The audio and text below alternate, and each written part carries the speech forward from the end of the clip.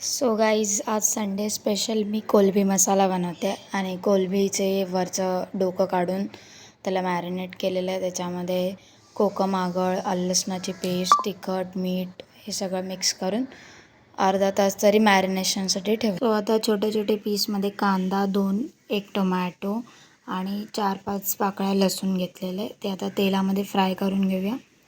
आणि मग छानपैकी त्याला फ्राय वगैरे झालं, परत टोमॅटो थोडासा नरम झाला की मग मिक्सरमध्ये त्याची पेस्ट बनवून घेऊया. थोडंसं थंड झालेलं आहे आता मिश्रण आणि आता पेस्ट बनवून घेऊया.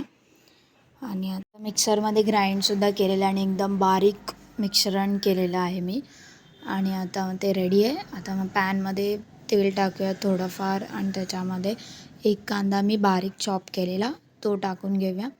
तो थोडासा सोनेरी रंग येईपर्यंत त्याला फ्राय करूया. जसं सोनेरी रंग येईल त्याच्यानंतर मग त्याच्यात जे मिक्सरमध्ये आपण ग्राइंड केलेलं होतं जे पेस्ट ते टाकूया आणि त्याला तेल सुटेपर्यंत मंद आचेवरती गॅस ठेवूया. त्याला तेल सुटेपर्यंत आपण वाट बघूया. आणि त्याच्यामध्ये जर तेल वगैरे छानपैकी सुटलं की मग त्याच्यात आपण मसालेच ॲड करूया. आणि मग मी मसाले ॲड करते 2 चम्मच आगरी मसाला, थोडीशी हळद, चवीनुसार मीठ आणि धने पावडर. सो तुमच्या चवीनुसार तुम्हाला जेवढं तिखट पाहिजे त्या मसाल्याच्या अंदाजानुसार तुम्ही तिखट टाकू शकता. सो मला 2 चम्मच सो आता मसाले पण तेलामध्ये चांगले परतलेले आहेत. मग त्याच्यामध्ये कोलबी टाकूया आणि एकदम मोठी कोलबी भेटली आहे मला यावेळी.